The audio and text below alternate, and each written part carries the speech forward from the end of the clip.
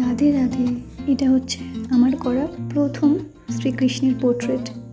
জানি না কেমন করতে পেরেছি, কতটা ফুটিয়ে তুলতে পেরেছি, তবে প্রথম করাই আমার কাছে বেশ ভালোই লেগেছে। তবে চেষ্টা করব এরপর আরও বেটার করতে। এই পেন্টিংটার বেশ কিছু অংশই আমি অফ ক্যামেরায় করে নিয়েছিলাম, আসলে একটু নার্ভাসই ছিলাম। তো তোমরা দেখো আর কমেন্টে অবশ্যই জানো তোমাদের শ্রীকৃষ্ণের পেন্টিংটা কেমন লাগবে। নেক্সট টাইম আমি আরো বেটার করার চেষ্টা করব।